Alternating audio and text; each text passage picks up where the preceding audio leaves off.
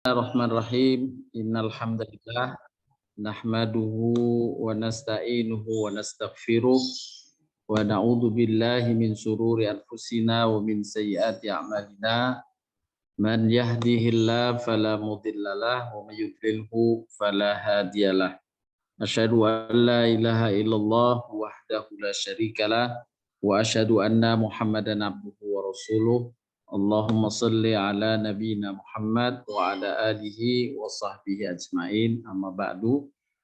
Bapak Ibu sekalian yang dirahmati Allah SWT, alhamdulillah kita panjatkan pujian dan syukur nikmat kehadirat Allah SWT atas berbagai karunia dan nikmat yang dilimpahkan kepada kita dan keluarga. Semoga Allah SWT selalu memeliharakannya dan selalu menambahkannya di hari-hari mendatang. Amin ya rabbal alamin. Bapak Ibu sekalian, alhamdulillah pada pagi hari ini kita memasuki tahun Hijriyah baru, tepatnya tahun 1444. Kita memasuki tanggal 1 bulan Muharram yang pada bulan Muharram ada hal yang disampaikan baik di dalam Al-Quran maupun di dalam hadis Nabi SAW tentang keutamaannya. Saya akan berbagi untuk mereview kembali penjelasan berkaitan dengan bulan Muharram ini. Saya sampaikan dengan satu tema, bulan Muharram, bulan evaluasi diri. Bapak Ibu sekalian, Allah Subhanahu wa Ta'ala berfirman di dalam surat Al-Hasyr. Saya petikkan dua ayat, ayat ke-18 dan ayat ke-19. A'udzu billahi minasy syaithanir rajim. Bismillahirrahmanirrahim. Ya ayyuhalladzina amanu taqullaha wal tandur nafsum ma qaddamat lighad wattaqullaha innallaha khabirum bima ta'malun. Wa la takunu kalladzina nasullaha fa'ansahum anfusahum ulaika humul fasiqun. Adapun makna dan terjemahannya, wahai orang-orang beriman, bertakwalah kepada Allah. Dan hendaklah setiap diri memperhatikan apa yang telah diperbuatnya untuk hari esok. Dan bertakwalah kepada Allah. Sesungguhnya Allah Maha mengetahui apa yang kamu kerjakan. Jangan kamu seperti orang-orang yang lupa kepada Allah. Lalu Allah menjadikan mereka lupa kepada mereka sendiri.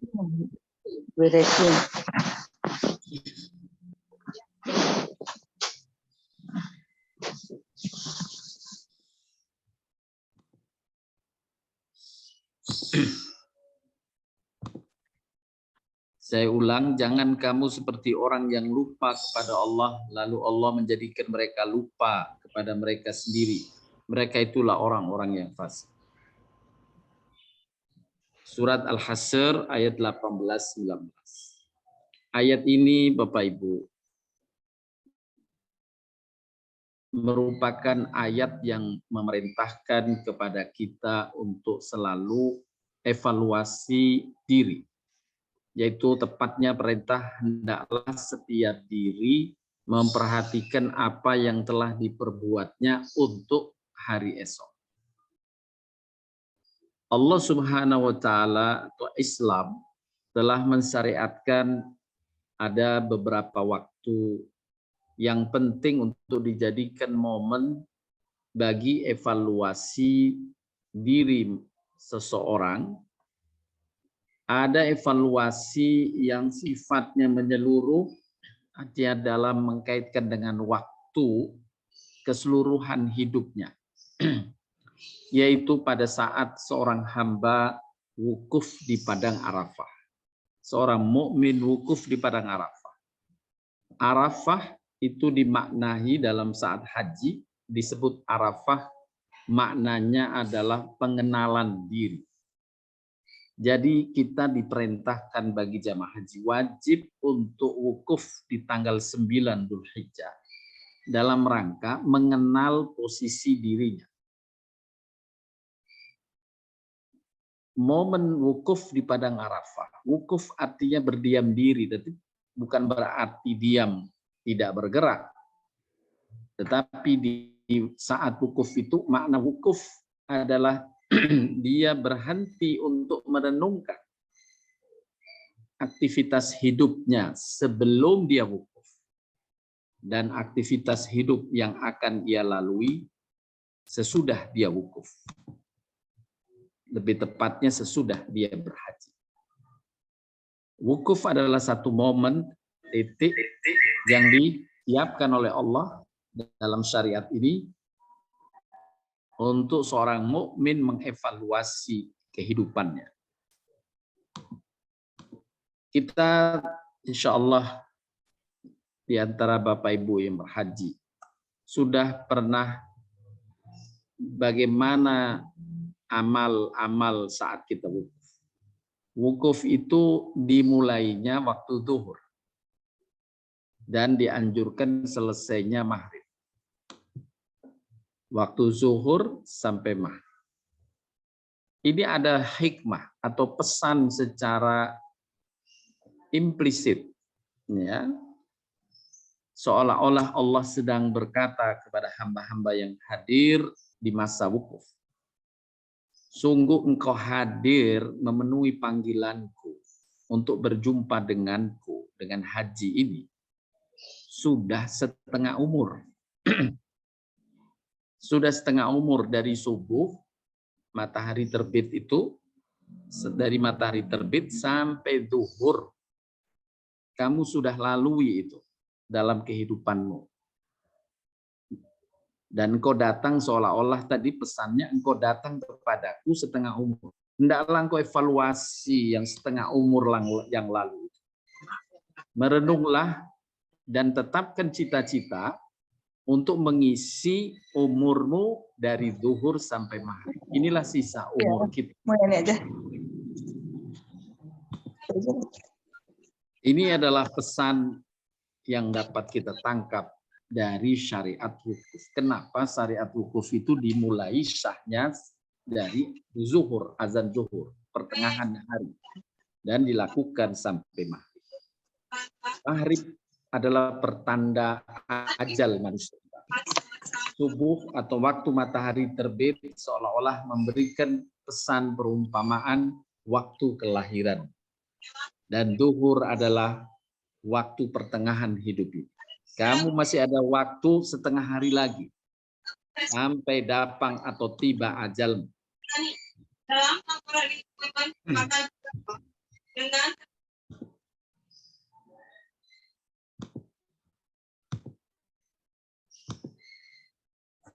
Bapak Ibu sekalian yang dirahmati Allah SWT, itu berkaitan dengan wukuf di padang Arafah yang memberikan momen untuk mengevaluasi diri. Hendaklah setiap diri memperhatikan apa yang telah diperbuatnya untuk hari esok. yakni sepanjang waktu sepulang ia dari menunaikan ibadah haji sampai kelak ajalnya tiba. Hendaklah dibuat perencanaan. Kemudian momen tahun baru Hijriah pada tanggal 1 Muharram. Allah Subhanahu wa taala yang menentukan waktu-waktu ini. Dulu yang Allah syariatkan kepada para nabi adalah penghitungan waktu berdasarkan Hijriah. 1 tahun 12 bulan. Selalu berganti. Dan akan kembali menemui bulan yang sama pada tahun berikutnya. Diawali dengan bulan Muharram, kemudian Safar, Rabiul Awal, Rabiul Akhir atau Rabiul Tsani, Jumadil Awal, Jumadil Akhir, Rajab, Sa'ban, Ramadan, Syawal, Dzulqa'dah, Dzulhijjah, balik kembali kepada Muharram. Nah, bulan Muharram adalah bulan untuk berkesempatan diberikan oleh Allah waktu kita mengevaluasi diri dalam kehidupan kita setahun. Kalau saat wukuf di Arafah sebenarnya adalah untuk seumur hidup, maka pada bulan Muharram kita diberikan kesempatan evaluasi dalam masa setahun. Apakah setahun yang lalu sudah banyak yang kita buat? Apakah setahun yang lalu masih banyak yang kita lupakan, masih banyak yang kita lalaikan? Maka hendaklah di bulan Muharram ini kita bersiap diri memasuki bulan baru, memasuki tahun baru, dan merencanakan untuk meningkatkan bekal, memperbanyak bekal dalam kehidupan kita ke depan. Dengan tentunya amal-amal soleh. Karena bekal yang paling baik untuk disiapkan oleh seorang mukmin adalah bekal takwa, ketakwaan. Wa tazawwadu fa inna khairaz zadi taqwa. Wattaquni ya ulil albab. Wa tazawwadu, berbekallah. Dan ketahuilah sebaik-baik bekal adalah takwa. Maka hendaklah kalian bertakwa, hamba-hamba yang beriman. Nah, dalam surat Al-Hasyr ini, ayat ke-18 ini saya ulang karena banyak dari Bapak Ibu yang tadi baru bergabung. Ya ayyuhalladzina amanu taqullaha wal tandur nafsum ma qaddamat lighad wattaqullaha innallaha khabirum bima ta'malun. Wala takunu kalladzina nasullaha fa'ansahum anfusahum. Ulaika humul fasiqun. Hai orang-orang beriman, bertakwalah kepada Allah dan hendaklah setiap diri memperhatikan apa yang telah diperbuatnya untuk hari esok. Bertakwalah kepada Allah, sesungguhnya Allah Maha mengetahui apa yang kamu kerjakan. Dan jangan kamu seperti orang yang lupa kepada Allah. Lalu Allah menjadikan mereka lupa pada mereka sendiri, diri mereka sendiri. Mereka lah orang-orang yang fasik.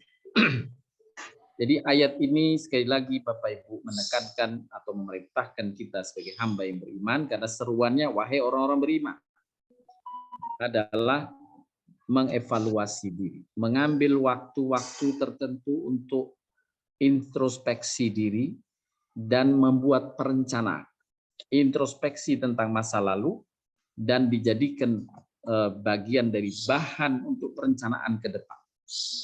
Hendaklah setiap diri memperhatikan apa yang telah diperbuatnya. Di dalam ayat ini, Bapak Ibu, Allah memerintahkan bertakwa 2 kali dalam satu ayat. Orang beriman bertakwalah kepada Allah. Bertakwalah kepada Allah.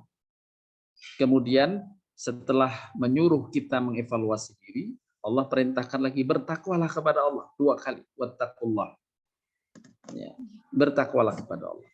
Nah, Imam Asy-Sya'di dalam kitab tafsirnya menafsirkan ketakwaan pertama, yakni perintah untuk bertakwa pada bagian pertama. Bertakwalah kepada Allah. Bertakwalah kepada Allah. Perintah bertakwa untuk mengevaluasi perbuatan-perbuatan kita di masa lalu. Ya. Apa yang sudah kita buat? Kalau ada kebaikan dari amal-amal kita mengisi waktu di masa lalu, maka wujud amal takwanya adalah bersyukur. Kita misalnya mengenang dalam tahun yang lalu, alhamdulillah tahun yang lalu saya bisa umroh, alhamdulillah, bersyukur. Alhamdulillah tahun yang lalu ini saya alhamdulillah banyak merealisasikan amal sedekah, Alhamdulillah. Alhamdulillah tahun yang lalu ini insya Allah saya terjaga sholat 5 waktunya. Alhamdulillah. Alhamdulillah tahun yang lalu ini puasa Ramadan saya penuh. Alhamdulillah. Alhamdulillah puasa Ramadan kemarin saya masih alhamdulillah cuma 2 hari yang batal. Dan alhamdulillah 2 hari itu pun sudah saya bayar qadha. Alhamdulillah hubungan saya dengan keluarga tahun yang lalu alhamdulillah baik semuanya. Alhamdulillah hubungan saya dengan tetangga berjalan dengan baik, alhamdulillah. Dengan kawan-kawan di kantor baik semuanya, alhamdulillah. Jadi apabila kita menemui dalam perjalanan waktu setahun yang lalu, kita bertakwa dengan menyebut syukur alhamdulillah. Atas karunia Allah yang menyebabkan kita punya peluang dan kesempatan serta merealisasikan amal-amal kebaikan di dalam waktu setahun. Nanti. Dan mau makan. Kemudian, iya sore. Berkaitan dengan evaluasi kita tahun yang lalu, ada khilaf dan salah. Ya. Hubungan saya dengan tetangga setahun yang lalu ada masalah. Tahun ini ada masalah. Maka sikap takwa kita adalah istighfar. Jadi ada sikap takwa bersyukur dan ada sikap takwa dalam mengevaluasi diri dengan beristighfar. Ya Allah, ampunilah saya. Ya Allah, tahun ini ada masalah saya dengan tetangga. Ya Allah, ampunilah saya. Ya Allah, tahun ini ada masalah saya dengan kerabat. Ya Allah, ampunilah saya. Tahun ini ada masalah dengan di kantor. Ya Allah, saya tahun ini begitu sibuknya sampai banyak kelalaian saya dalam mengerjakan sholat 5 waktu. Ya Allah, ampunilah saya. Ya Allah, yang biasanya sebelum-sebelumnya saya masih rajin baca Quran. Tahun kemarin sepertinya banyak kelalaian. Ampunilah saya, ya Allah. Ya Allah, banyak kelemahan saya di tahun ini. Sedekah saya kurang di tahun ini. Padahal Engkau telah karuniakan dengan rizki yang cukup. Alhamdulillah atas rizki yang Kau kurniakan. Tapi aku mohon ampun atas kekurangan upayaku beramal soleh membantu sesama. Ini adalah bentuk ketakwaan saat kita mengevaluasi diri. Sekali lagi, kita iringi ketakwaan dengan syukur atas evaluasi tahun lalu kalau kita mendapatkan kebaikan-kebaikan. Baik berbentuk kebaikan karunia dari Allah. Alhamdulillah ya Allah, sudah 10 tahun sebenarnya saya mau menjual rumah atau menjual tanah. Baru tahun ini terrealisasi, ya Allah. Alhamdulillah. Itu karunia Allah Subhanahu wa Ta'ala. Allah telah realisasikan karunia itu pada tahun kemarin. Jadi hendaklah kita bersyukur atas setiap nikmat, baik nikmat karunia maupun nikmat bisa beramal soleh di tahun kemarin. Dan sikap takwa yang berikutnya adalah istighfar. Ketika kita mengevaluasi ke belakang, seperti tadi yang saya sebutkan dengan rincian, kita beristighfar. Ampuni saya, ya Allah. Ampuni saya, ya Allah. Sesungguhnya Allah Maha Pengampun atas khilaf dan salah hamba-hamba. Kemudian setelah kita memeta, melihat kembali, memperhatikan kembali, mengevaluasi tahun yang lalu, kita harus punya rencana tahun yang akan datang. Apa yang harus kita perbaiki di tahun yang datang?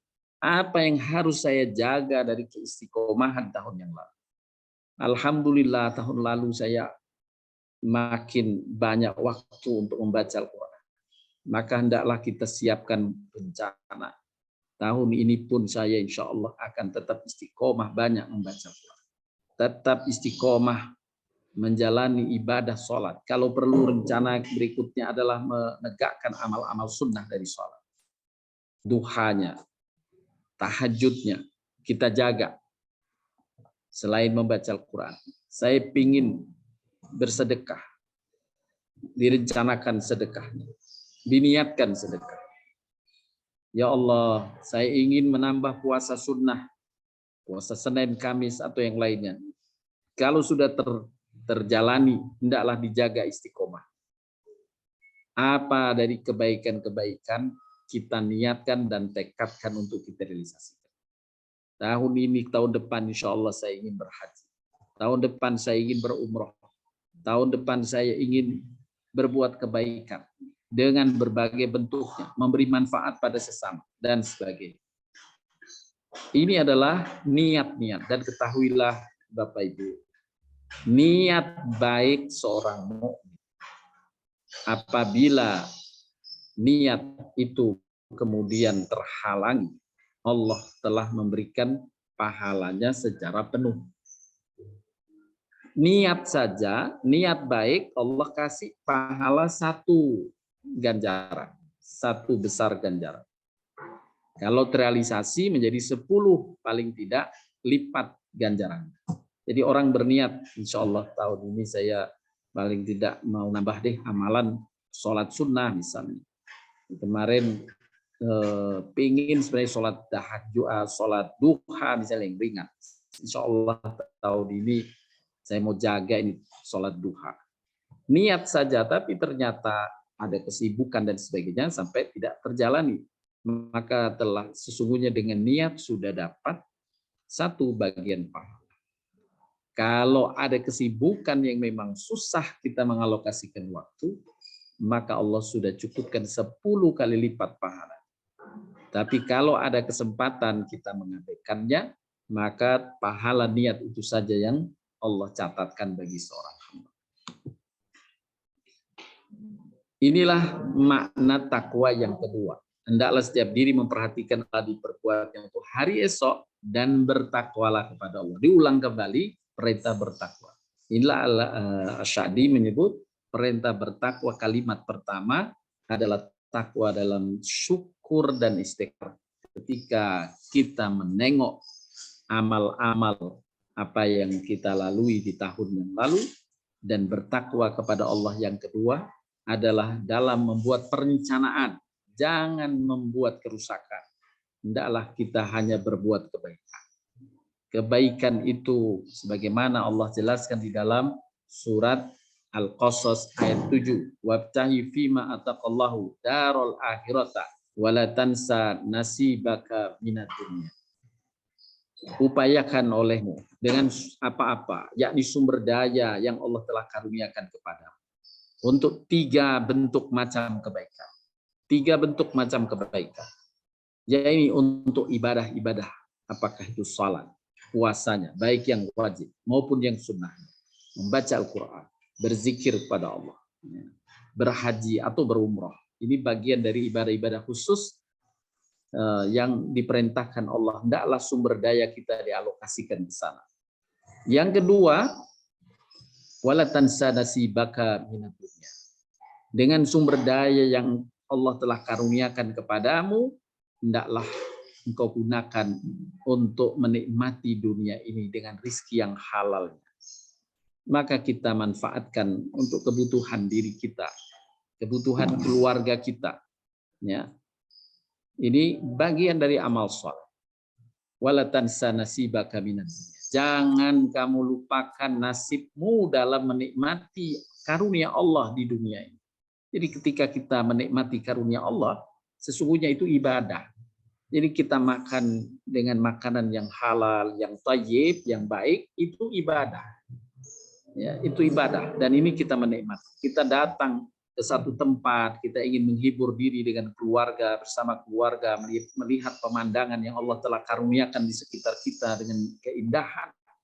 Sungguh itu ibadah. Ya. Ibadah menikmati apa yang Allah karuniakan kepada kita. Baik berupa makanan, minuman, pemandangan, dan segala bentuk yang dapat dinikmati manusia yang halal. Wala tansa nasibaka minad dunya. Jangan kamu lupakan nasibmu menikmati dunia dari karunia Allah yang halal.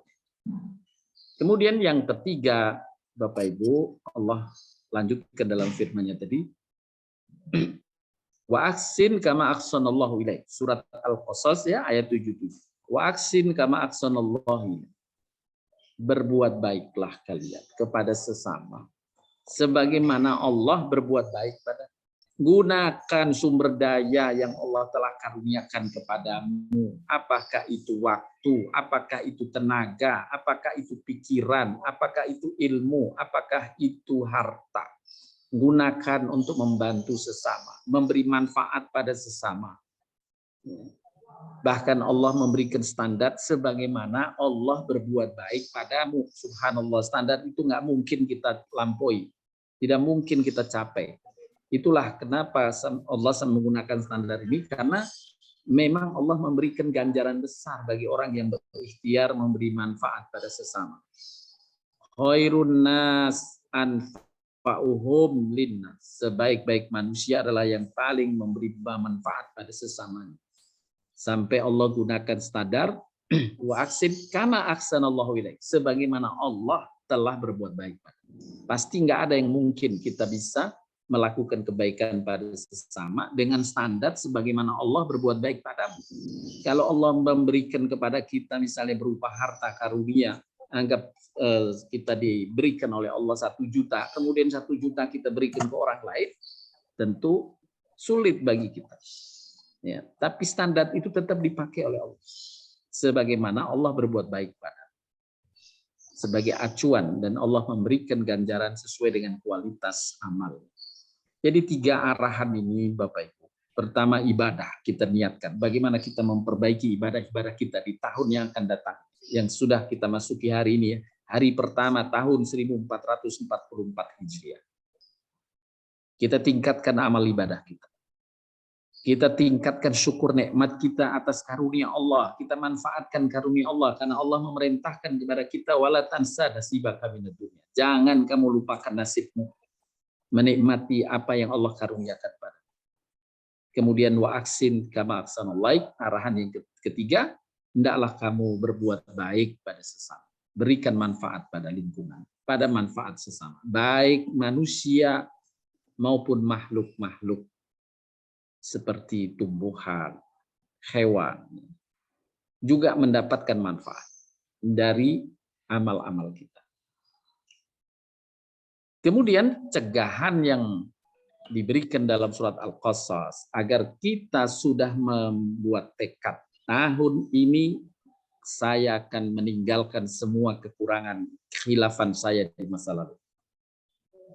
Saya berdoa kepada Allah, ya Allah, bantulah saya untuk meninggalkan khilaf dan salah, kelemahan-kelemahan saya di tahun yang lalu. Cukupkanlah dengan kekuatan yang baru.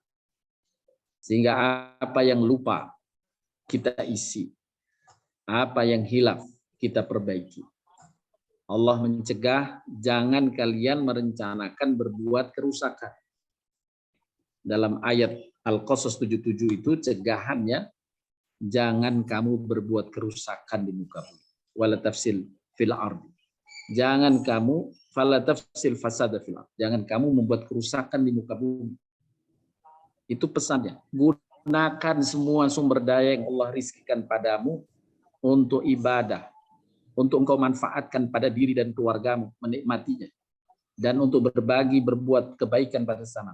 Tapi jangan engkau gunakan untuk berbuat kerusakan. Hanya itu yang Allah pesankan dalam surat Al-Qasas. Dan siapa yang mengamalkan 3 arahan kebaikan tadi dan 1 cegahan untuk berbuat kerusakan, sungguh ia telah bertakwa. Inilah pesan takwa yang kedua. Bertakwalah kepada Allah untuk tahun yang akan datang. Jadi pesan yang pertama sekali lagi, bertakwalah kepada Allah untuk tahun yang lalu dengan syukur dan istighfar. Dan bertakwalah kepada Allah setelah mengevaluasi diri untuk tahun yang akan datang dengan memanfaatkan semua sumber daya yang Allah karuniakan kepada kita untuk 3 arahan Allah, yakni meningkatkan ibadah kita, meningkatkan sumber daya untuk kemanfaatan diri dan keluarga, dan meningkatkan amal kebajikan kita pada sesama, dan Allah hanya satu mencegah. Jangan kau niatkan dan jangan kau alokasikan sumber daya itu untuk berbuat kerusakan. Kemudian diakhiri pada ayat ini, sesungguhnya Allah Maha mengetahui apa yang kamu kerjakan. Allah tahu masa lalumu, tahu. Masa depan Allah tahu. Jadi masa yang lalu yang hilaf, kita beristighfar. Yang mendapatkan karunia dari Allah, kita beristighfar.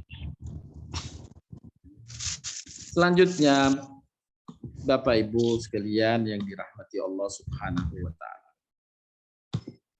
Pada ayat ke-19, jangan kamu seperti orang yang lupa kepada Allah.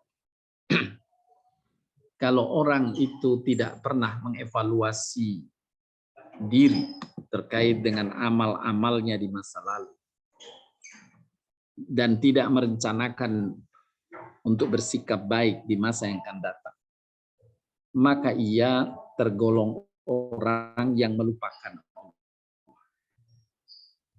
Dia lupa atas karunia Allah yang besar pada masa lalu ini. Fabi ayyi ala'i rabbikuma tukadziban. Terhadap nikmat Tuhan kamu yang manakah di tahun yang lalu itu yang kamu dustakan? Coba Bapak Ibu kita renung sedikit. Ambil kesempatan untuk merenungkan tahun lalu. Apa saja yang Allah telah karuniakan kepada kita. Alhamdulillah kita dikaruniakan Allah umur. Tambahan umur setahun yang lalu. Dan kita berharap di tahun-tahun mendatang pun Allah masih memberikan kesempatan bagi kita dengan umur dalam keadaan sehat walafiat. Ini karunia besar dari Allah. Kita bersyukur masa lalu sebagaimana Allah janjikan la in syakartum la azidannakum. Jika kamu mensyukuri nikmat yang Allah telah berikan, Allah akan pertahankan nikmat itu. Allah akan jaga nikmat itu, bahkan Allah tambah nikmat. Maka bersyukurlah atas umur yang Allah karuniakan kepada kita. Kita evaluasi lagi kesehatan. Alhamdulillah secara keseluruhan boleh jadi setiap manusia punya saat-saat sakit. Beban sakit boleh jadi Allah dengannya tambah pahala yang besar. Siapa yang diberikan ujian sakit, ya, maka sesungguhnya Allah sedang menyiapkan pahala besar padanya. Nah, kita bersyukur Allah sembuhkan. Allah berikan keringanan. Walaupun sakit masih Allah berikan. Apalagi kalau kita sehat. Syukurlah kepada Allah atas kesehatan yang Allah limpahkan kepada kita di tahun yang lalu. Dan berdoalah. Tahun yang akan datang Allah tetap pertahankan kesehatan kita. Bila masih ada yang sakit, kita berdoa kepada Allah. Segera Allah sembuhkan di tahun yang akan datang. Fabi ayyi ala'i rabbikuma tukadziban. Apa yang kamu dustakan untuk karunia Allah yang banyak di masa lalu. Nah, orang yang tidak bisa bersyukur hanya lewat tahun yang lalu, lupa, dilupakan semua udah lewat tahun yang lalu. Padahal banyak hal yang kalau kita duduk berhenti merenung banyak kenikmatan, alhamdulillah, hal-hal kecil kadang-kadang kadang sesuatu itu bernilai besar sesungguhnya, tapi kita anggap remeh. Ya. Kita anggap remeh. Nah, inilah orang yang disebut oleh Allah melupakan Allah. Siapa yang melupakan Allah? Hakikatnya dia sedang melupakan dirinya sendiri. Allah jadikan dia lupa pada dirinya sendiri. Ya, orang lupa pada diri sendiri. Nggak tahu dia ini gimana sih saya. Padahal sesungguhnya ketika hamba itu mengingat Allah dengan syukur, dia tahu posisinya. Oh, alhamdulillah, saya ini banyak karunia dari Allah.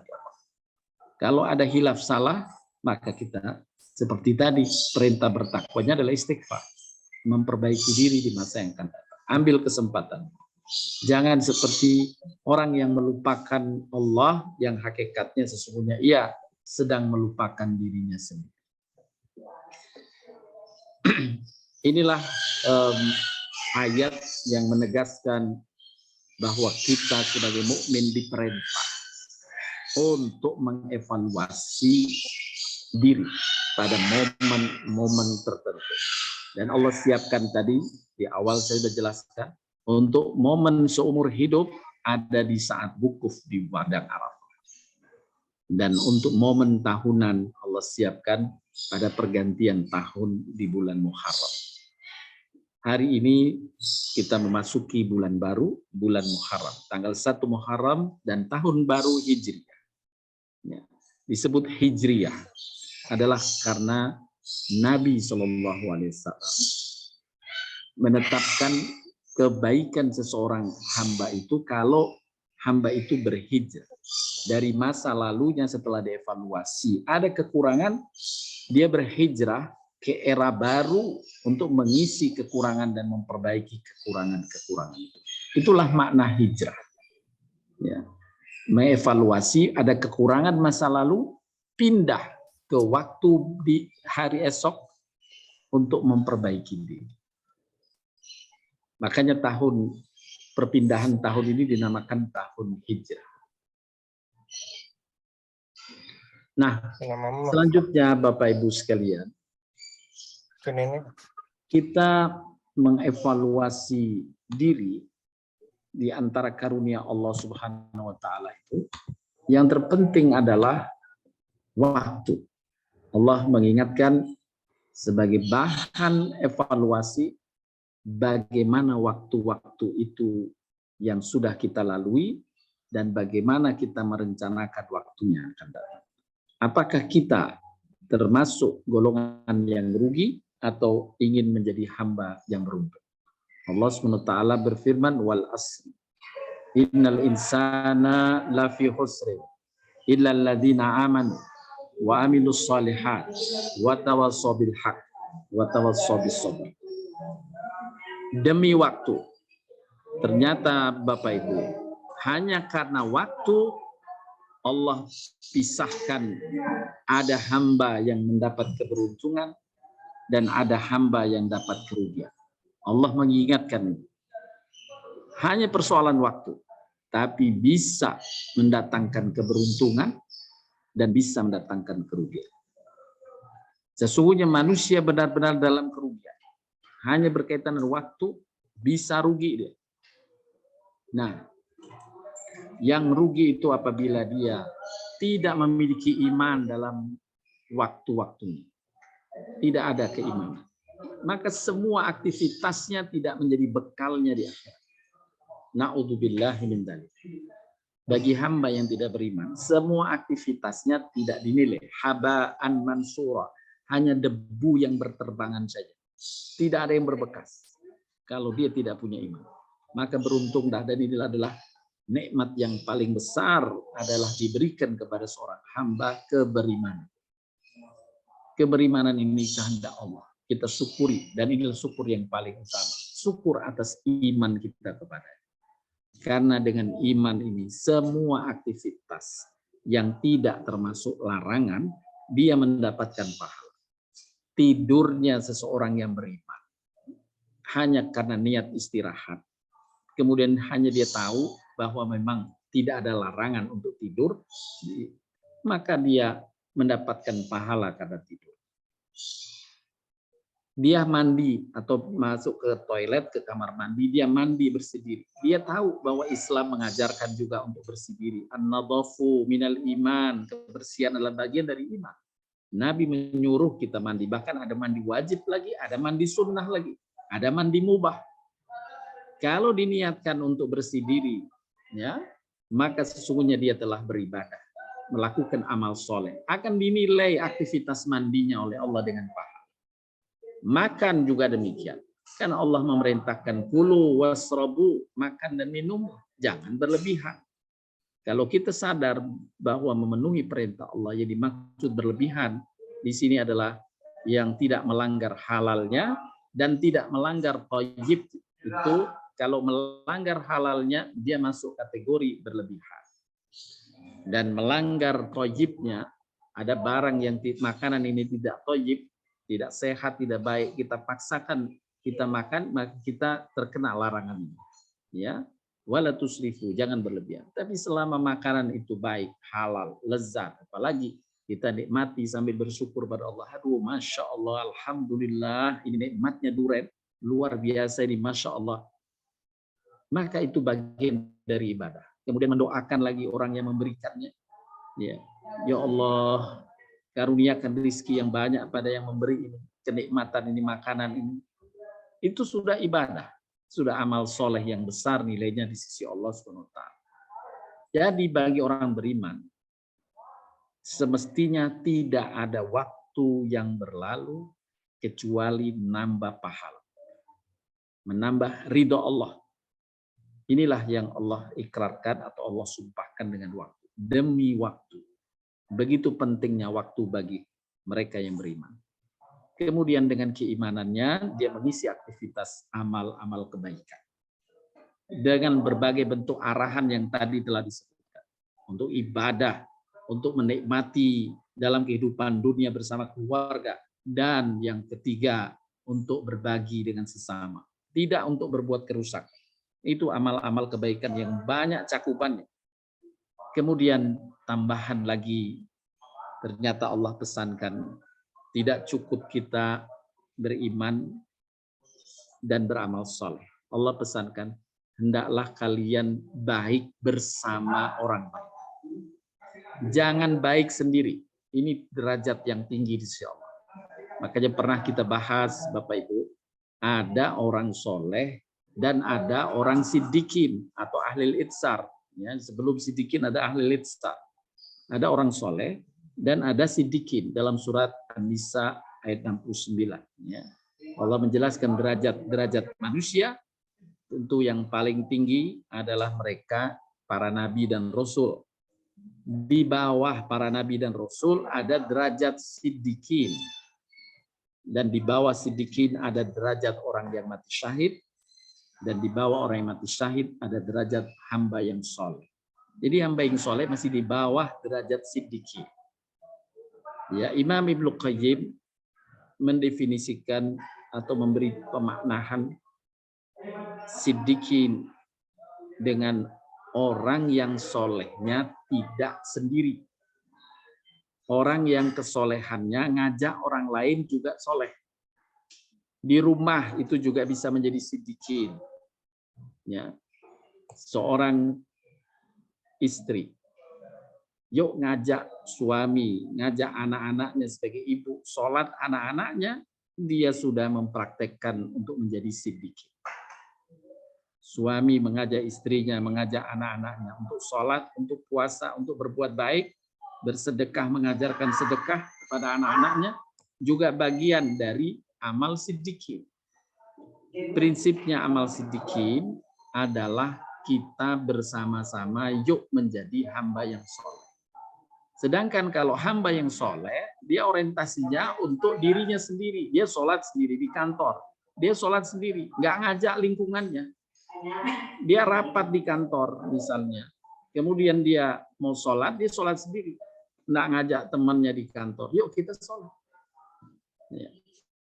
Padahal itu amal siddiqin yang menyebabkan kesolehannya meningkat. Yuk kita sholat dulu. Di mana-mana kita bisa mengajak kebaikan pada sesama. Saling tolong-menolong untuk berbuat kebaikan. Ta'awanu 'alal birri wat taqwa. Siapa yang mengajak kepada kebaikan dan menasehati kesabaran, dia ditingkatkan derajatnya menjadi siddiqin. Lebih tinggi derajatnya daripada orang yang mati syahid. Dan lebih tinggi derajatnya dari orang yang soleh. Jadi dengan kata lain, soleh itu adalah baik untuk dirinya saja, tidak menularkan kepada sesama lingkungan, bahkan keluarganya. Sedangkan siddiqin adalah orang soleh yang menularkan pada lingkungan dan keluarga. Mari Bapak Ibu sekalian, kita evaluasi waktu-waktu kita di masa lalu, khususnya setahun yang lalu.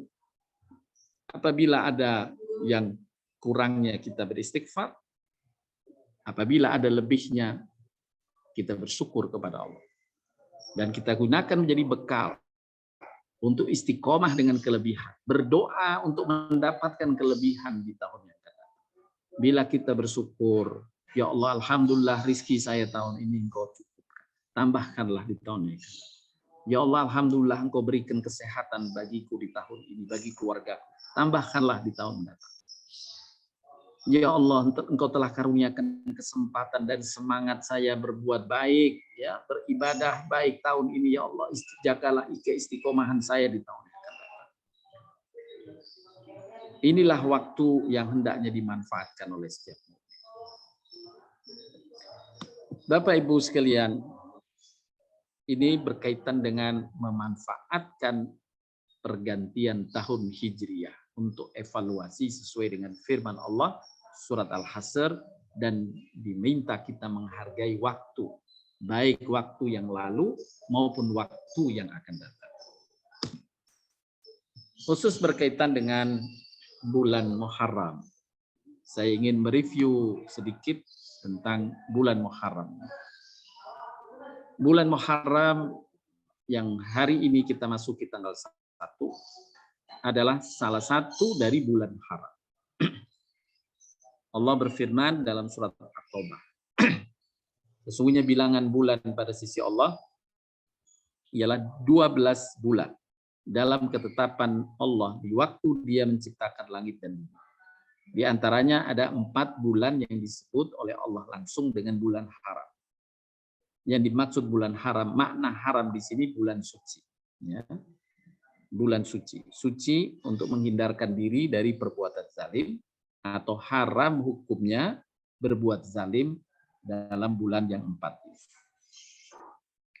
Ada kekhususan di bulan ini, yaitu sebagaimana Allah firmankan dalam ayat tadi, fala tadlimu fihinna anfusakum. Jangan kau menzalimi diri dalam bulan yang 4. Menzalimi dirimu, ya, dan berbuat aniaya, tidak menegakkan kewajiban, itu bentuk kezaliman terhadap diri. Tidak memanfaatkan sumber daya yang Allah berikan dengan baik, itu menzalimi diri. Dan berbuat buruk kepada sesama, padahal Allah memerintahkan berbuat baiklah kepada mereka. Tapi kita justru berbuat buruk, maka kita termasuk orang yang menzalimi diri. Allah melarang khususnya di 4 bulan ini, di bulan Muharram, sebagai ajang berlatih agar kita benar-benar dapat berbuat kebaikan, baik untuk diri, untuk keluarga, untuk sesama. Tidak menzalimi diri, menzalimi keluarga, dan menzalimi sesama. Dalam tafsir Ibnu Katsir diantaranya disebutkan, amal soleh lebih besar pahalanya jika dikerjakan di bulan-bulan haram. Sebagaimana kezaliman di bulan-bulan haram lebih besar dosanya dibanding dengan kezaliman yang dikerjakan di bulan-bulan lain. Meskipun secara umum kezaliman adalah dosa besar. Berbuat zalim khususnya pada sesama dosa besar. Tapi di bulan haram, yakni salah satunya di bulan Muharram ini, adalah lebih besar dosanya, dilipat gandakan dosanya. Oleh karenanya, hendaklah kita berhati-hati dalam berbuat kezaliman pada sesama, khususnya di bulan haram, yakni diantaranya bulan Muharram.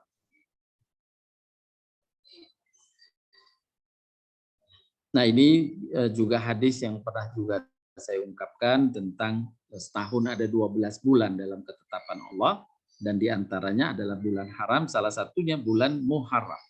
Nah, bulan Muharram. Kita sudah lewatkan bulan haram yang lainnya, Dzulqa'dah, Dzulhijjah kemarin sudah kita lewat. Hari ini kita memasuki awal bulan Muharram. Nah, inilah 12 bulan yang Allah telah tetapkan. Bulan pertamanya disebut bulan Muharram, keduanya Safar, ketiga Rabiul Awal. Rabiul Awal ini saat Nabi dilahirkan.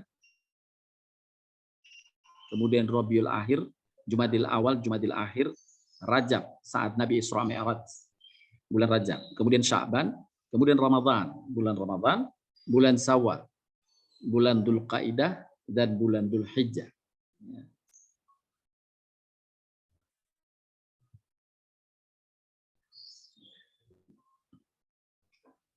Berikutnya, Allah dalam berkaitan bulan Muharram termasuk yang masuk dalam kategori bulan haram, yakni sebagaimana Allah perintahkan dalam surat Al-Maidah, ya orang-orang beriman, janganlah kamu melanggar syiar-syiar Allah dan jangan melanggar kehormatan bulan-bulan haram. Apa kehormatan bulan haram? tidak boleh perang, tidak boleh berinisiatif perang, tidak boleh berinisiatif berbuat zalim pada sesama. Ya, ini melanggar bulan haram. Siapa yang berencana berbuat buruk pada sesama, termasuk perang dalam konteks besar, itu haram hukumnya, dosa. Nggak boleh berinisiatif, kecuali bertahan kalau perang. Kalau diserang di bulan haram baru boleh membalas. Demikian pula ketika seorang mencaci maki, kita dizalimi orang, boleh kita mempertahankan diri sebagaimana dalam surat An-Nisa 148, 149 yang membolehkan seorang mukmin untuk membalas kezaliman dari orang lain. Tapi tidak boleh berinisiatif, mendahului. Ya, itu dosanya berlipat.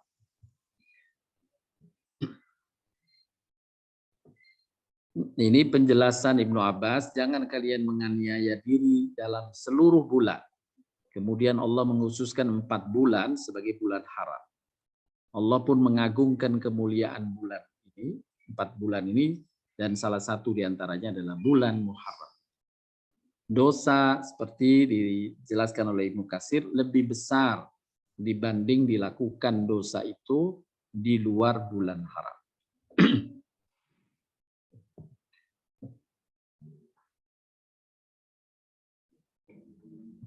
Ini penjelasan berkaitan bulan haram. Saya ingin langsung pada pembahasan makna yang kedua.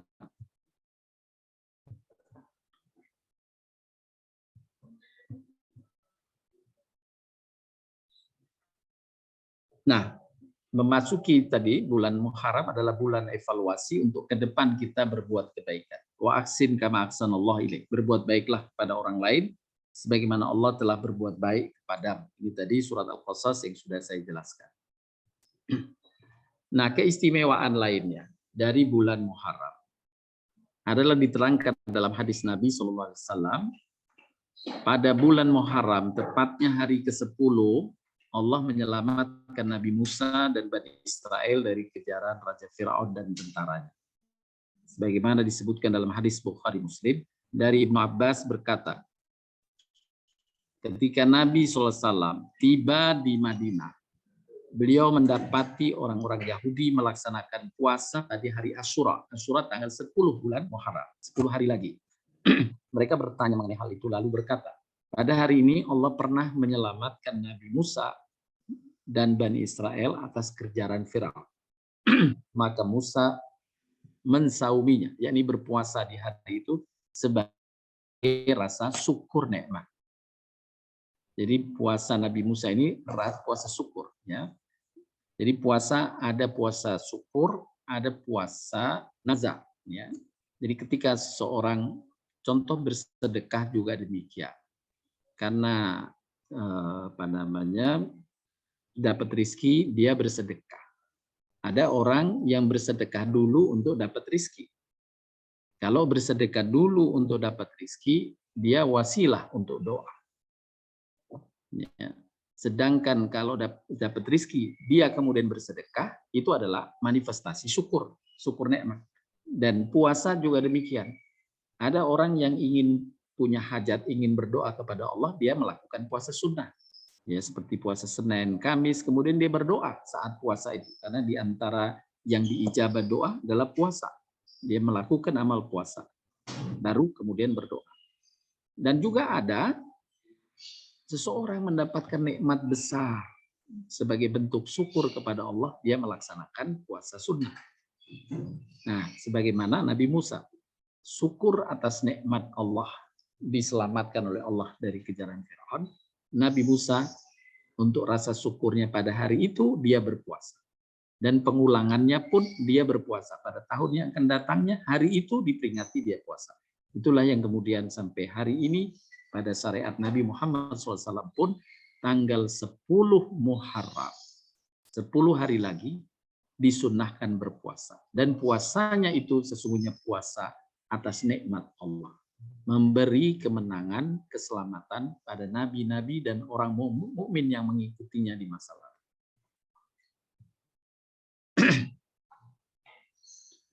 Kemudian berikutnya disebutkan dalam hadis puasa yang paling utama setelah Ramadan adalah puasa di bulan Muharram. Sedangkan sholat yang paling utama setelah sholat fardu adalah sholat malam. Jadi memang puasa Muharram, yang tanggal 10 Muharram yang akan datang ini puasa yang paling utama. Ya, di antara puasa sunnah setelah yang wajib bulan Ramadan. Sebagaimana sholat yang paling utama setelah sholat fardu adalah sholat tahajud. Nah, oleh karenanya Bapak Ibu, mari kita sama-sama siapkan diri untuk melaksanakan puasa di bulan pada tanggal 10 Asyura, 10 bulan Muharram. Ini tepatnya yang dikenal dengan hari Asyura. Nah, disebutkan dalam hadis penjelasan tentang puasa tanggal 10 Asyura, 10 hari yang akan datang.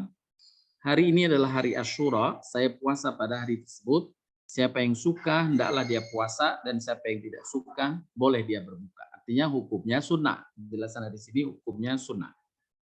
Keutamaannya adalah dia puasa yang paling baik, puasa sunnah yang paling terbaik, paling utama di sisi Allah, selain puasa fardu Ramadan. Kemudian dikabarkan dalam hadis berikutnya, Ibnu Abbas berkata, aku tidak pernah melihat Rasulullah berupaya keras untuk puasa pada satu hari, melebihi yang lainnya kecuali hari ini, yakni puasa Asyura. Ya, tanggal 10 itu. Dia lebih mempersiapkan Nabi SAW, lebih bersungguh-sungguh untuk mempersiapkannya. Ya. Sebagaimana dia mempersiapkan diri untuk bulan Ramadan. Padahal puasa Asyura hanya sehari, tanggal 10.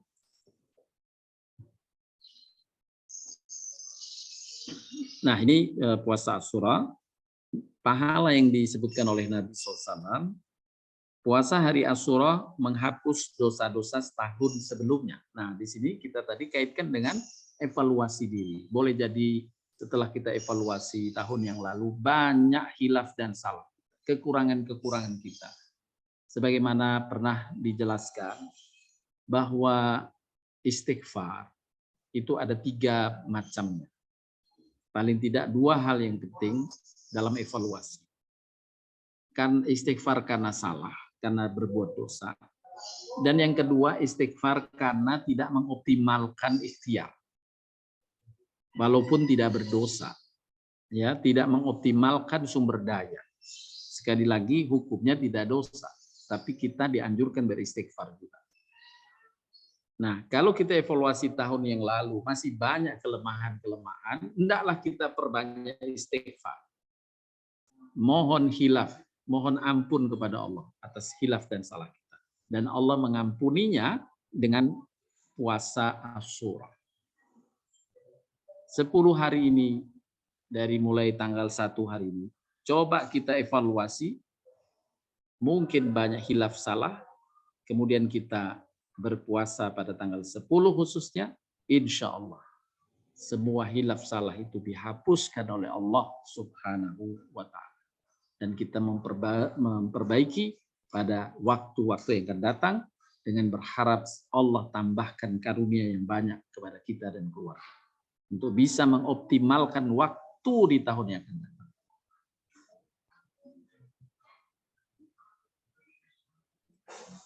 Nah, berkaitan dengan puasa Asyura, secara fikih itu ada keutamaannya bila puasanya tidak hanya pada tanggal 10, tetapi juga menyertakan tanggal 9.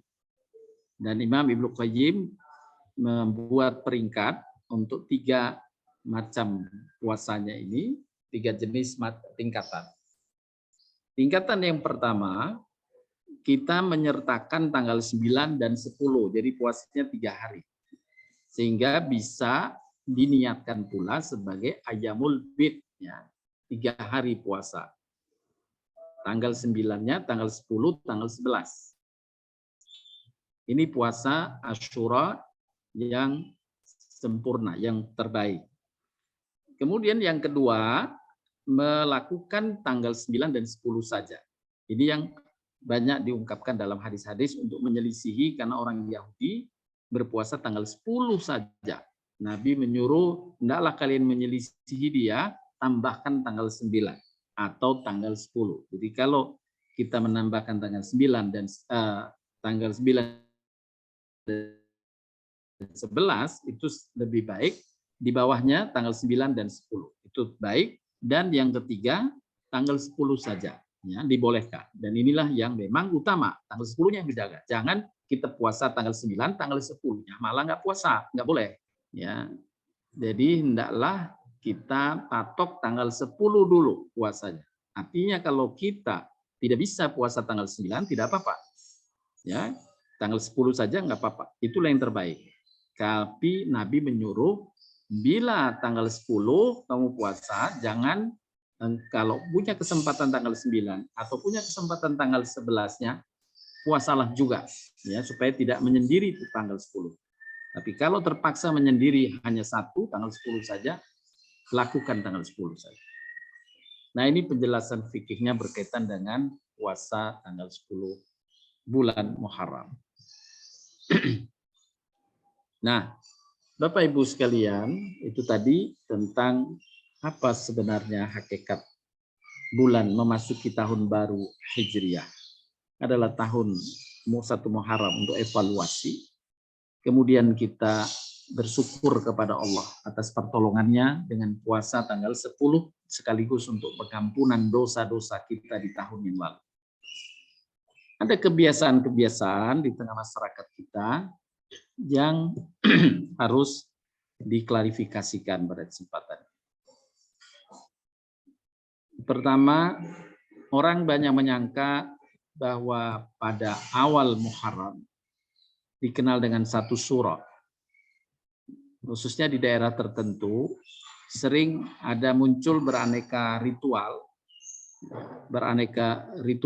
ya, bahkan membuang sesajian ke laut pas tahun baru ini, yaitu tepatnya hari ini tanggal 1 Surah. Tanggal 1 Surah itu maksudnya 1 Muharram. Ya. Ini adalah keyakinan-keyakinan, amalan-amalan yang batil, yang tidak bersandar pada dalil yang benar. Kemudian ada yang menjadikan bulan Muharram, 1 bulan, sebagai bulan keramat dan sakral. Sehingga ada yang tidak, di beberapa lokasi atau tempat tidak membolehkan mengadakan hajatan. Tidak mengadakan hajatan pernikahan atau membangun rumah dan sebagainya. Dianggap sial. Ini bulan Muharram sampai nanti bulan Safar. 2 bulan itu dianggap bulan sial. Ini juga tidak ada dalil. Ya, tidak ada. Ini batil semua. Kemudian yang ketiga, ada kalangan yang menjadikan hari Asyura seperti hari Lebaran. Ini tanggal 10 nanti, yang Nabi menyuruh puasa. Tapi justru ada sebagian yang khususnya Syiah menganggap itu hari yang bahkan kalau Syiah menganggap hari itu hari berkabung. Nah, untuk melawan itu kemudian dijadikan hari seperti Lebaran. Jadi ini tradisinya sebenarnya melawan, untuk mengekspresikan perlawanan terhadap hari berkabung. Ini juga salah, tidak ada. Ya. Sehingga kalau di Jawa ada bubur suro. Itu sebagai pengingatan kalau ada hari raya ketupat, ada hari raya bubur suroi. Ini juga batil, tidak ada landasannya. Kita puasa saja di tanggal 10. Juga untuk Syiah punya pandangan bahwa tanggal 10, yakni hari Asyura itu tanggal 10, hari berkabung kematian Husain. Jadi beberapa praktek amalan sampai memukul-mukul tubuh dan sebagainya, berdarah-darah, ya, itu dilakukan pada tanggal 10. Ini juga batil, ya. Dan itu dosa besar.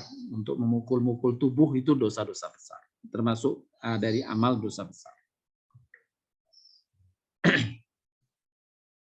Kemudian hal-hal yang penting lainnya berkaitan bahwa hari Asyura atau bulan Muharram ada hari Lebaran anak yatim, ini juga tidak ada. Ini hanya tradisi, tidak ada dalil. Ya. Tidak ada dalil yang menguatkan bahwa ada hari Lebaran lain selain Idul Fitri dan Idul Adha. Ya. Kalau mau berbuat baik kepada anak yatim dipersilahkan, tapi tidak mengabadikan dengan satu istilah lebaran anak yatim.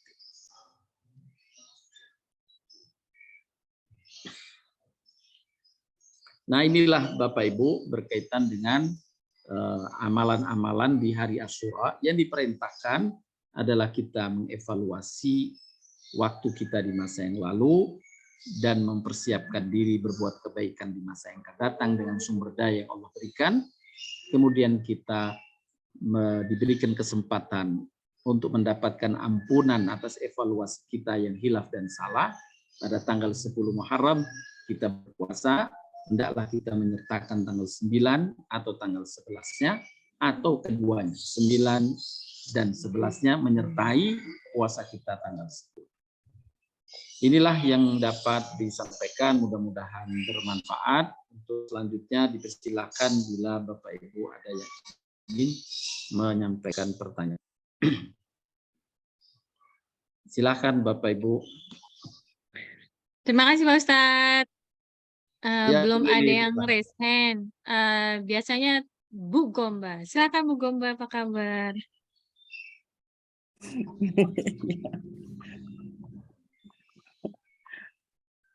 Mohon maaf. Assalamualaikum warahmatullahi wabarakatuh. Waalaikumsalam warahmatullahi wabarakatuh. Terima kasih Mbak Lili, terima kasih matur nuwun Ustadz Farhad.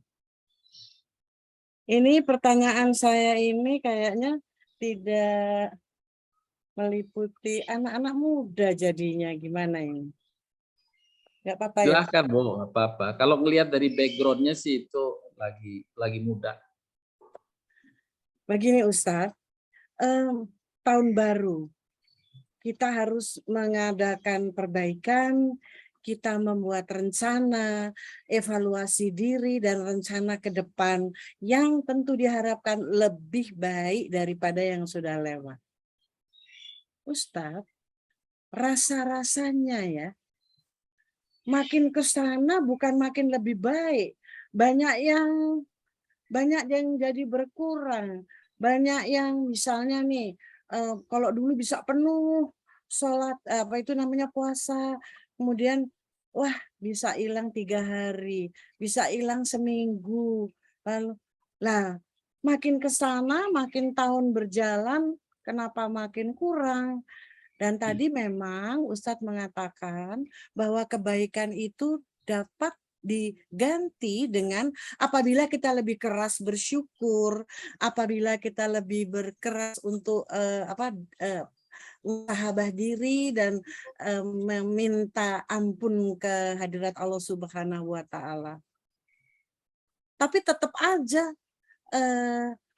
besok lebih baik dari sekarang, kayaknya kok nggak mudah. Gimana itu ya Ustaz? Baik Bu. Mohon maaf. Ya, sesungguhnya Allah yang Maha Pemurah telah menyampaikan wattaqullaha mastata'tum. Bertakwalah kalian kepada Allah dengan sesuai kesanggupanmu. Nah, itu kan firman Allah ya. Wattaqullaha mastata'tum. Surat At-Taghabun ayat 16. Nah, itu menjadi modal bagi kita. Jadi Allah tahu hambanya itu punya kelemahan. Ya, dengan tambahan umur ya pada momen tertentu. Jadi kan manusia itu seperti digambarkan dalam surat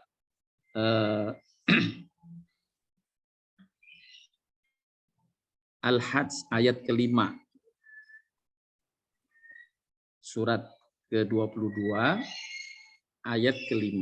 Saya bacakan terjemahannya. Ayatnya cukup panjang. Ya. Surat ke-22 ayat ke-5.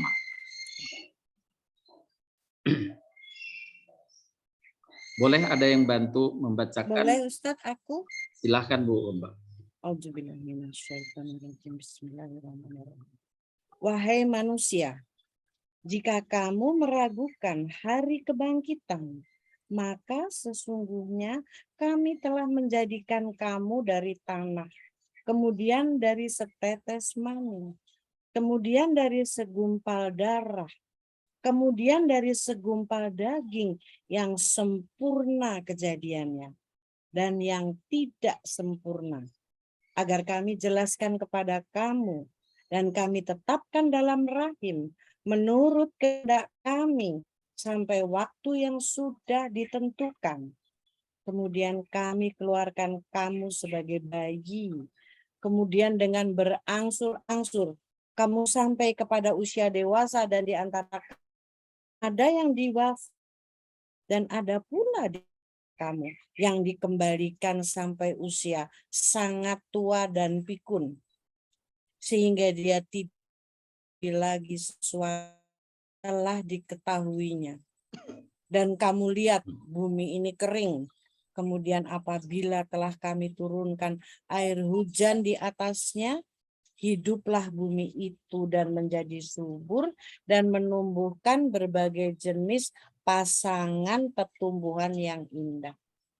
Ya. Nah, dari Ya. ayat tadi Allah ingin menjelaskan bahwa manusia itu ada siklusnya. Ya, ada bayi makin tumbuh sehat, makin kuat, makin kuat, makin kuat, makin kuat itu. Kemudian sampai usia lanjut mulai ada penurunan baik tenaganya, ya bahkan di sini disebut pikirannya lupa dan sebagainya. Nah itu sunnatullah. Nah Allah hanya menyuruh fattaqullaha mastata'tum. Makanya dalam syariat Islam itu luar biasa kelengkapannya. Ada azimah, ada rukhsah, ya. Ada azimah, ada rukhsah. Azimahnya sholat. Jika kamu sanggup sholatnya berdiri, berdirilah. Jika kamu tidak sanggup sholat berdiri, ambillah rukhsahnya, yaitu dengan sholat duduk misalnya. Ya, bahkan berbaring. Jika kamu sempurna azimahnya wudhu dengan air. Jika kamu tidak sempurna, sudah sakit dan demam dan sebagainya, tidak bisa ada air, maka boleh kamu ambil rukhsahnya, yaitu dengan tayamum. Dan ketahuilah ketika seseorang semakin menanjak dia usia, ya, di satu sisi ada kelemahan tadi untuk menjaga amalan-amalan tadi lebih sempurna. Sesungguhnya dengan beban dia, Allah berikan pahala yang lebih besar, bahkan Bu Gomba, sebagaimana pernah kita sampaikan, ada orang yang istiqomah melakukan satu amalan. Kemudian malaikat pada suatu hari tidak memasukkan orang itu mengamalkan satu amalan yang telah diistiqomahkan sebelumnya. Maka ketika Allah melihat catatan amalan yang ditulis oleh malaikat itu, Allah bertanya, mana hambaku si fulan, kenapa engkau tidak cantumkan dia untuk beramal ini? Ya. Kemudian si malaikat menyampaikan, ya Allah benar, hari ini dia tidak melakukan amalan itu. Apakah engkau tahu bahwa hari ini dia ada uzur, ada kesulitannya? Iya benar ya Allah, dia ada uzur sehingga tidak melakukan amalan itu. Aku yang mengetahui, catatlah. Walaupun dia tidak mengerjakannya, aku tahu bahwa dia punya niat, hanya karena uzur dia tidak melakukan. Catatlah dan berikan pahala padanya sesuai dengan amalan sebelumnya. Itulah kemurahan Allah. Jadi bagi seorang yang dulunya istiqomah dan tetap ingin menjaga keistiqomahan itu, tetapi terhalang karena uzur sakit, terhalang karena uzur tenaga yang sudah tidak segar lagi, tidak kuat lagi, maka sesungguhnya amal itu tetap diberikan pahala oleh Allah Subhanahu wa taala. Yang penting kita punya tekad dan niat. Begitu Bu Gomba. Sedih juga ya Ustaz. Itulah kemurahan Allah Subhanahu wa taala yang kemudian selalu bertanya, fabi ayyi ala'i rabbikuma tukadziban. Terhadap nikmat Tuhan kamu yang mana yang kamu dustakan? Ya, Allah itu mencintai hambanya yang beriman. Makanya modalnya tadi iman. Modalnya iman. Siapa yang beriman, semua aktivitasnya diberi ganjaran. Kalau dia sudah istiqomah, dia karena kelemahannya terkurangkan itu, Allah tetap beri ganjaran. Allah tetap beri Itulah sampai pada momen tertentu, bahkan Sayyidina Ali pernah berkata, ya, ketika Nabi SAW menyampaikan bahwa surga itu nanti di pada mahsyar, orang yang masuk surga itu diseru dengan amalan-amalan. Wahai yang paling menonjol dari amalan, maksudnya yang berulang. Wahai hamba Allah yang suka puasa, yang menjaga puasa, masuklah. Wahai hamba Allah yang suka sedekah, masuklah. Wahai hamba Allah yang suka berbuat memberi manfaat pada sesama orang-orang yang membutuhkan, masuklah. Ya, wahai hamba Allah yang istiqomah di majelis-majelis ilmu, masuklah. Nah, jadi banyak seruan-seruan itu. Nah, kemudian Nabi ditanya, apakah ada seorang hamba yang cocok dengan seruan itu semuanya? Disuruh bersedekah, dia maju. Disuruh yang memberi manfaat pada sesama, dia ikut unjuk tangan. Disuruh karena puasa, dia unjuk tangan. Wahai hamba Allah yang bersolat di malam hari, dia unjuk tangan juga. Apakah ada ya Rasulullah? Rasulullah menyatakan ada. Dan salah satu orang itu yang aku ketahui Abu Bakar Siddiq di masa Nabi, kan? Karena Nabi dekat dengan dia. Bagaimana Abu Bakar itu amalnya bervariasi, semua amalan selalu dicoba, gitu. Kemudian Sayyidina Ali dalam lain kesempatan beliau menjelaskan, aku berupaya setiap amalan itu aku lakukan, walaupun kekuatan sumber dayaku hanya sanggup 3 kali melakukan. Karena aku berharap Allah sudah mengakui aku sebagai orang yang mengamalkannya, yang suka mengamalkannya, walau dengan 3 kali. Nah, disinilah kenapa banyak perulangan dalam syariat itu 3 kali.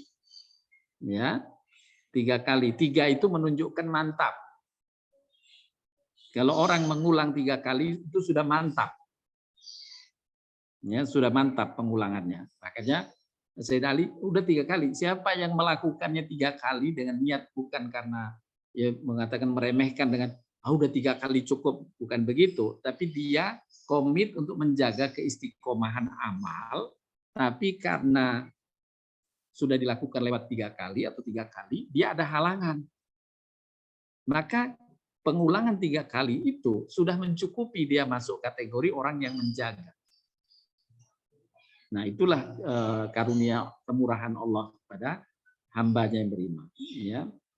Dan karena sampai dalam hadis Nabi disebutkan, Bu, ya, apabila seseorang hamba mukmin dia sudah berumur 90 tahun, maka Allah nggak peduli lagi. Semua amal yang pernah dilakukan dari kebaikan sebelumnya, Allah selalu catat dia melakukannya. Nggak peduli lagi dia sedang tidak mengerjakan. Jadi sudah masuk kategori yang sudah otomatis gitu, catatannya itu udah otomatis, udah langsung, ya. Nah, itulah kemurahan Allah. Dengan semakin kita panjang umur, itu karunia besar dari Allah SWT. Ya, insya Allah semua kita tetap panjang umur dalam keistiqomahan, khususnya keistiqomahan iman, karena dengan iman insya Allah semua aktivitas keseharian kita yang alhamdulillah dalam budaya kita, budaya keluarga kita, insya Allah sehari-hari itu baik semua. Ya, kalau kita lihat baik semua. Ya. Seorang anak misalnya nelpon ibunya, "Ma, gimana kabarnya?" Itu baik, itu birrul walidain, itu termasuk bakti kepada orang tua. Ya, padahal dia tidak ngerti mengamalkan ini dari hadisnya apa, nggak ngerti. Tapi itulah budaya kita sudah terwujud dari orang tua kita sudah melatih kita untuk melakukan amal-amal kebajikan dalam keseharian. Begitu, Bu, Mbak. Baik, Ustadz, mantap, Ustadz. Terima kasih. Terima kasih, Ustadz. Makasih, Mbak Lili. Assalamualaikum warahmatullahi wabarakatuh. Terima kasih, Bu Gomba. Silakan Ibu yang lain. Bu Sofi. Belum ada lagi, Pak Ustadz. Baik. Kalau tidak ada pertanyaan lain, saya ingin titipkan satu amalan pada. Saya mau tanya Pak nanti. Oh, mau tanya, silakan Bu silakan Sofi, Bu. silakan. Silakan Iya. dulu. Silakan Bu Sofi. Terima kasih sendiri Pak Farhat. Assalamualaikum. Pak, ini Assalamualaikum kalau warahmatullahi tadi disinggung soal bubur suro itu tuh ya di lingkungan saya tuh banyak sekali yang masih melakukan seperti itu, dan dia untuk agamanya juga belajar agama. Jadi kalau seperti itu ini yang kita sudah tahu gitu ya Pak ya.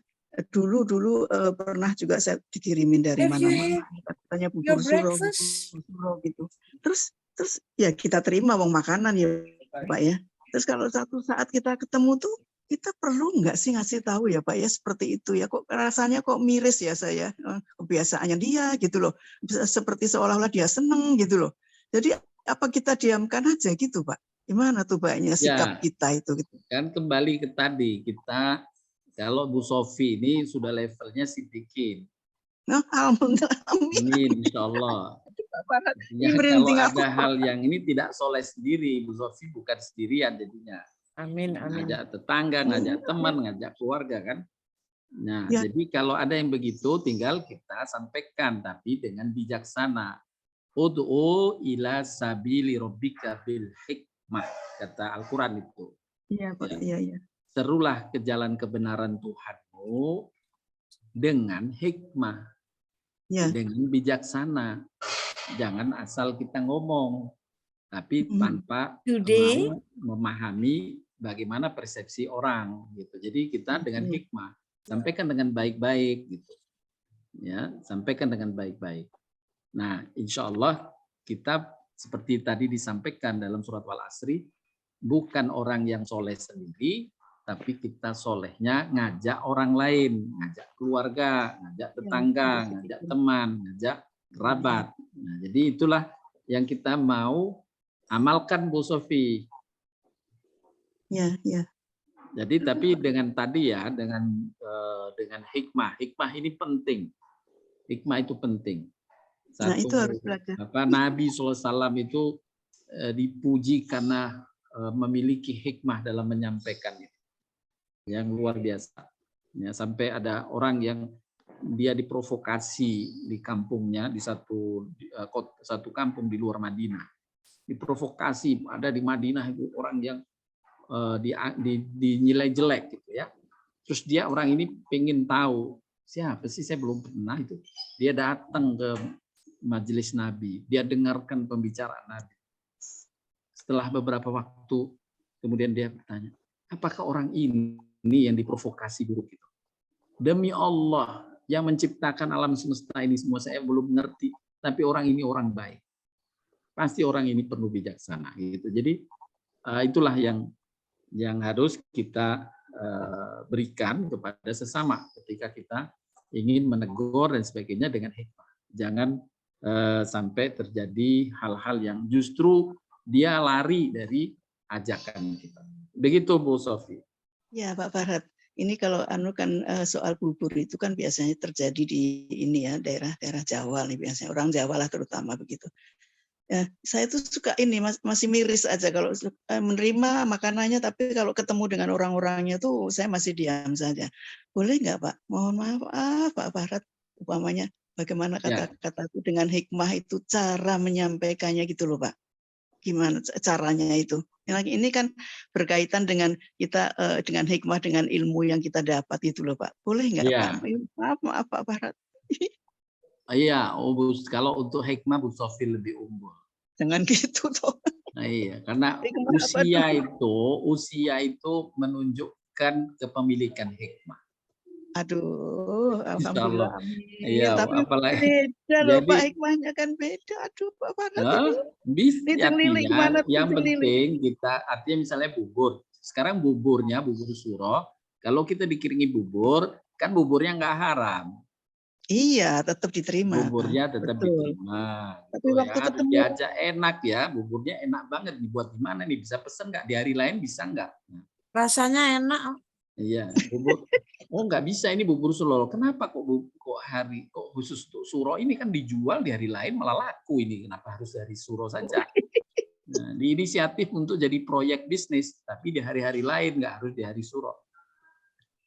Nah, tapi di situ dia nanya, lo kan suro, memang apa dalilnya? Nggak ada dalilnya. Nah, kemudian dijelaskan nggak ada dalilnya. Oh, nggak ada, baru tersadar orang. Oh, nggak ada ya. Nah, terus gimana? Nah, di Al-Quran di Al-Baqarah 70 Allah sudah memberikan satu penjelasan. Banyak manusia sesudah ditunjukkan kebenarannya. Begini loh kebenarannya. Mereka berkata, oh begitu loh. Oh, saya ini dari nenek moyang saya mengatakan begini. Nah, gitu kata Allah. Apakah kamu masih mengikuti nenek moyang, padahal kamu yang lebih tahu dari nenek moyangmu? Ya, kamu yang lebih tahu dari nenek moyang, masa mengikuti yang tidak tahu? Itu surat Al-Baqarah 70. Begitu, Bu. Wow, Pak Farhat. Ya, insya Allah, Baik, insya Allah. ya. Ya, lalu begini Pokoknya Pak. kita ngajak sama-sama baik. Ya, satu lagi boleh Baik, benar. Ceng. Nggak boleh, 2 pertanyaan aja. Marahin loh Mbak Lili. Satu lagi nih. Ceng Lili boleh nggak Ceng Lili? Satu lagi nih. Ya, silakan Bu. Belum ada yang Ya. nunggu, Bu. Silakan. Ya. Maaf Pak ya Farhat. Mbak Lili, rewel. Pak Farhat, saya kan kata Pak Farhat tadi, umur memang Udah jelas deket ya? menang saya daripada Pak Farhat Udah sudah jelas jauh. Maksud Ya. saya begini, Kamu nginep? saya kan mengalami pengungsian dulu Pak Farhat Emang waktu apa tahun baju? kemerdekaan tuh ya. Itu tahun 45 loh. Saya masih digendong 3 tahun. Jadi waktu itu Pak ya, itu setiap kita mengungsi itu dengan rombongan dari Yogyakarta ke Purwokerto itu selalu dijamu oleh lurah-lurah setempat, jamu makannya, jamu mandi, jamu tidur, gitu-gitulah. Banyak itu mereka membantu waktu menjelang perang kemerdekaan itu. Terus gini Pak, terus ada apa itu peringatan dari mereka. Itu karena saya dengar masih kecil, nanti ya Bapak Ibu kira-kira dengan bahasa mereka, jangan lewat di Segoro Kidul, maksudnya apa itu Laut Selatan, jangan pakai baju hijau gitu loh. Jangan pakai baju hijau. Jadi karena baju hijau itu adalah gitulah kira-kira pakaiannya si Nyi Loro Kidul yang nggak boleh diganggu-ganggu umpamanya gitu. Itu saya dengar sendiri itu. Dengar sendiri Pak Farhat itu. Jadi terus semua mengecek tuh, ibu saya almarhum, ayah saya almarhum, sebagai taruhlah dulu pimpinan rombongan, terus ngecek, ayo sudah diturutin aja yang pakai baju hijau jangan dipakai gitu. Terus ada juga nanti ngecek kan Pak, oh ini jenisnya kayak gini apa bagaimana, kan jadi bikin pendapat, silang pendapat. Ya. Nah, suatu saat udah gini aja, kalau terpaksa harus pakai baju hijau yang begini, nyebut nama Allah, itu kata ayah saya dulu gitu, nyebut nama Allah saja dengan istighfar. Itu ingat betul saya Pak Farhat. Tapi saya itu waktu kecil udah merinding Pak Farhat yang begitu-begitu itu. Ya, Jadi karena sekarang ini, tersugestif aja, Bu. iya, jadi Ya, kalau karena sekarang ini, tersugestif. Kalau misalnya hati-hati ya, jangan lewat lorong itu. Nah, orang kalau yang takutan mesti tersugestif. Ya, tersugestif. Bahkan orang baca ayat kursi kadang lari dia. Masuk lorong itu kemudian lari, sudah baca ayat kursi, lari. Ditanya, ada apa? Ada suara apa? Suara orang baca ayat kursi. Padahal yang baca satu-satunya cuma dirinya. Nah, itulah kalau orang tersugesti dengan ketakutan. Dan tadi ya bentuk-bentuk kesirikan yang berlaku di masyarakat itu kan sugestif sebenarnya. Termasuk Nyawa Kidur, ya itu jelas bentuk kesirikan yang alhamdulillah sebagian besar dari saudara-saudara kita di tanah air sudah meninggalkannya itu. Udah kabur itu, Nyai Kidurnya udah kabur malah. Begitu Bu Sofi. itu betul saya alami loh Pak Farhat, ini betul Iya, saya alami. ya. Betul, Kita sempat ngambil pepatahnya dari Bu Gomba. Duku-duku sekarang. Duku-duku bengkuang. Pepatahnya Pak Farhat itu. Iya, itu karangan Ustadz bukan aku. Jadi Pak, begini maksud saya, dengan ketakutan yang seperti itu, lalu dengan kita sudah belajar agama seperti ini, kita sudah ya Pak ya, untuk evaluasi seperti ini kita sudah alhamdulillah. Istighfar, gitu saja ya Pak, istighfar gitu aja ya. Takutan yang dulu tuh, saya memang takut loh Pak Farhat itu takut. Ya dulu betul tadi, dulu sekarang. Ya, terima kasih. Baik, Mbak Lili, kalau tidak ada lagi, saya ingin sampaikan mungkin ada amalan praktis tadi sudah saya singgung 2 ya tadi ketika evaluasi Dan untuk ke depan, evaluasi yang lalu kita bersyukur ya banyak. Ketika kita mengenang saja satu lokasi tempat, itu kita boleh jadi syukur kita banyak. Ya, kita mengenang satu tempat, alhamdulillah ya Allah, alhamdulillah. Ya, ini testimoni saja saya kemarin lewat kebetulan ke satu daerah yang di situ ada pesantren saya dulu di Bogor ya. Nah, dalam kendaraan itu saya hanya melihat ini saja, melihat lokasi pesantrennya. Pikiran saya sudah mengenang masa lalu itu. Ya, ketika mengenang banyak hal-hal yang baik, maka kita ucapkan alhamdulillah ya Allah, alhamdulillah ya Allah, alhamdulillah, syukurillah ya Allah. Insya Allah itu amal yang besar, syukur, walaupun dengan hanya mengenang. Ya. Dan ambil kesempatan seperti tadi dijelaskan di awal. Kenanglah mata tahun yang lalu. Setahun ini cukup, sudah terkenang saja. Apa kebaikan yang Allah berikan kepada kita. Banyak. Dan sampaikan ucapan alhamdulillah. Ya, alhamdulillah. Insya Allah Allah beri ganjaran besar karena kita hamba yang bersyukur dan manfaatnya juga Allah pelihara nikmat itu. Allah tambah-tambah lagi sebagaimana Allah janjikan la in syakartum la azidan. Jika kamu bersyukur, aku akan tambah nikmat itu padamu. Dan kita berharap tahun depan kita mendapatkan karunia yang lebih banyak lagi. Untuk bisa mendapatkan dan menjalankan kebaikan-kebaikan.